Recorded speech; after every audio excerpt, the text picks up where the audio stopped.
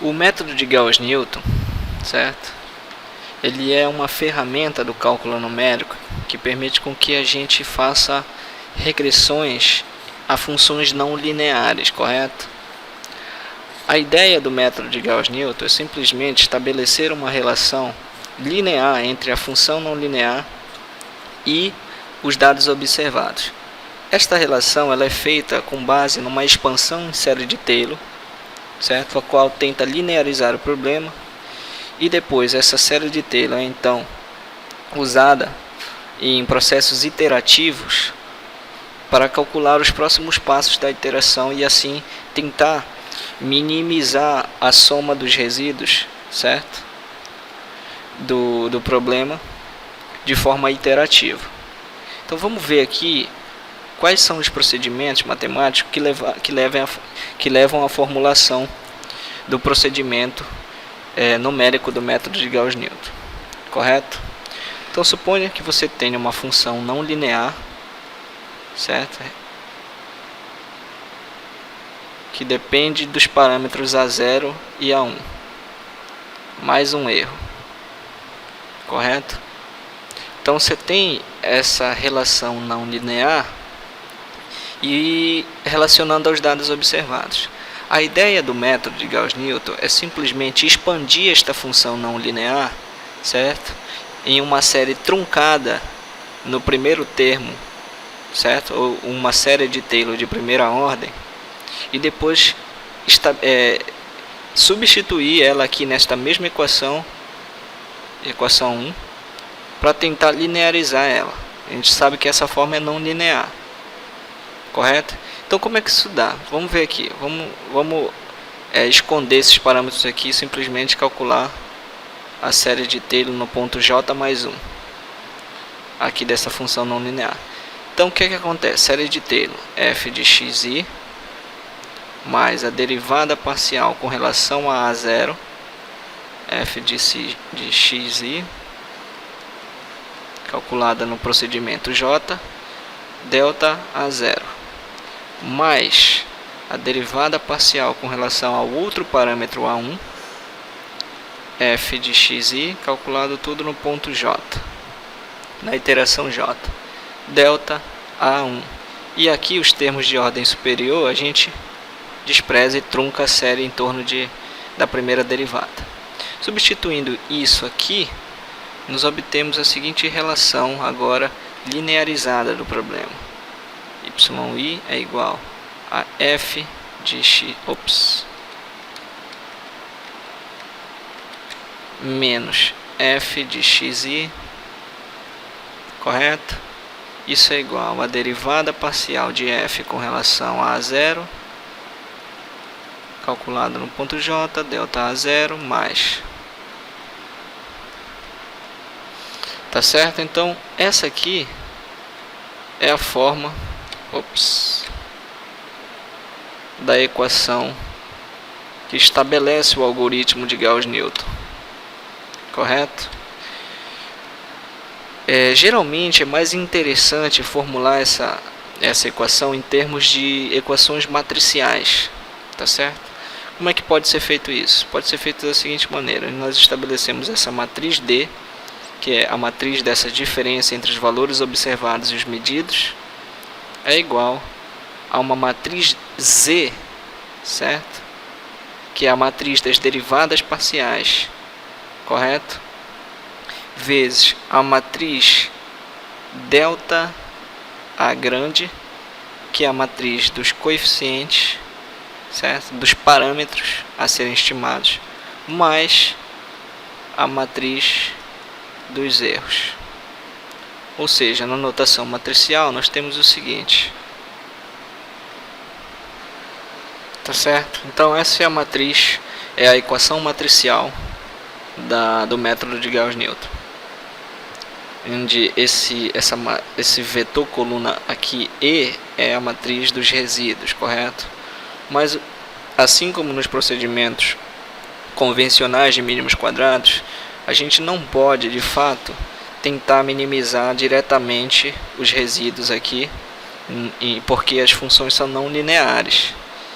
Por exemplo, Uma equação importante na engenharia química é, por exemplo, a equação das reações de primeira ordem, certo? Elas podem ser descritas, por exemplo, nessa forma aqui, onde você tem 1 a 1,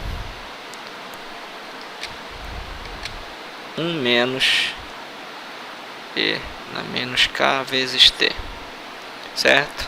Isso aqui é uma equação não linear que não pode ser posta na forma linear, para podermos usar os mínimos quadrados ou a regressão linear. Outra fórmula empírica muito utilizada na hidrologia é chamada relação, certo? Equação de Horton. Ela tem a seguinte forma: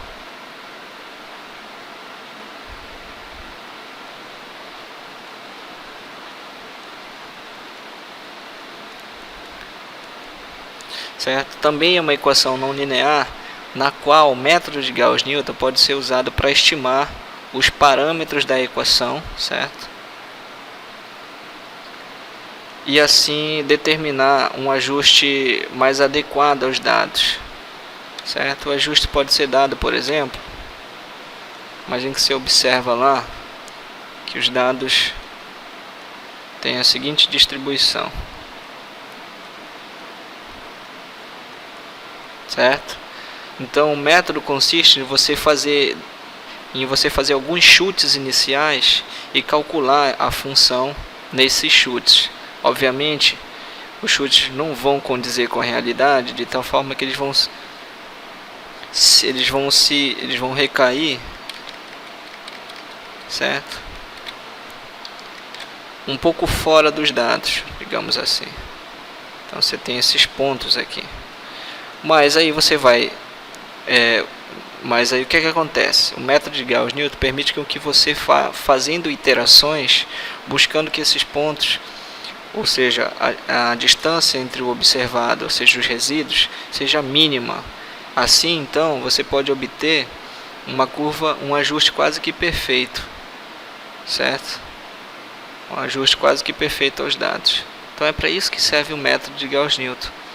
E eu vou mostrar para vocês no próximo vídeo que eu vou fazer sobre cálculo numérico, como a gente implementa esse algoritmo no Excel, certo? A gente vai usar aqui toda essa teoria para implementar ela no Excel. Só como uma última observação, a gente vai precisar resolver. Observe que todos os valores dessas matrizes nós temos.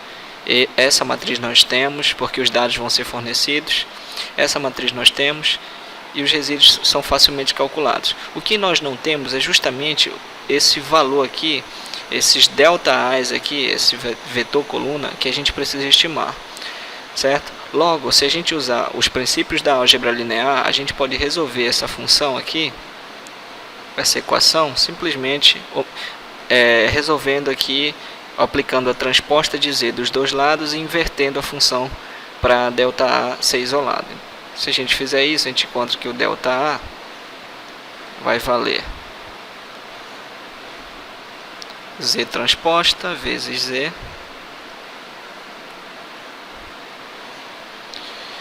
vezes essa matriz, esse produto matricial aqui, certo? Então, essa é a equação que deve ser implementada nos programas de computadores para você estimar esse ΔA. E como é que funciona o algoritmo? O algoritmo funciona da seguinte maneira. Primeiro você faz os chutes iniciais para A0 e A1, certo? Dessa estimativa, desse chute, você calcula os valores da função f1 até o ponto que ele foi dado, fn, certo? Feito isso, você usa então a teoria, certo? Calcula as matrizes z, z transposta, d e depois inverte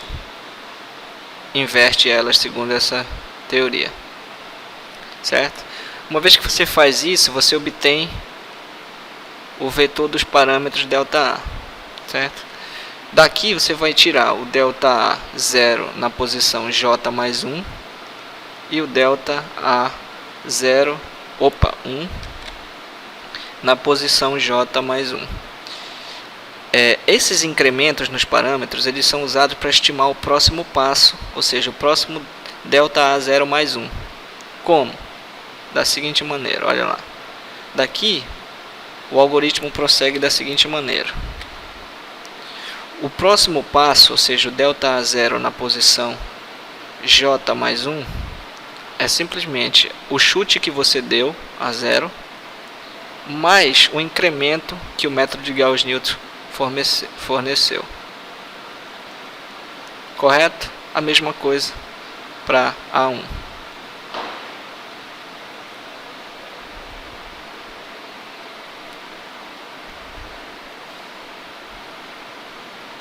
Certo?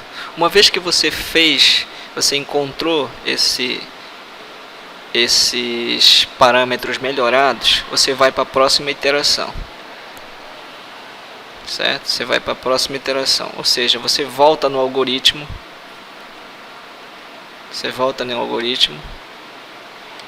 E começa tudo de novo, certo?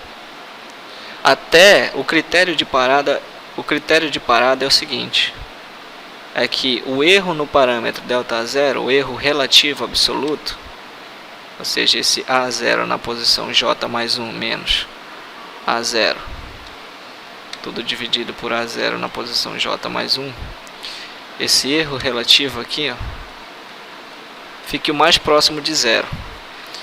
Então, esse erro vale tanto para esse epsilon de A0 quanto para o erro em epsilon de A1. Então, se você tomar esse procedimento como critério de parada para o algoritmo, então você consegue o melhor ajuste possível dos dados à equação não linear, correto? Então no próximo vídeo eu mostro para vocês como a gente implementa esse algoritmo no Excel. Então é isso aí, pessoal, até mais.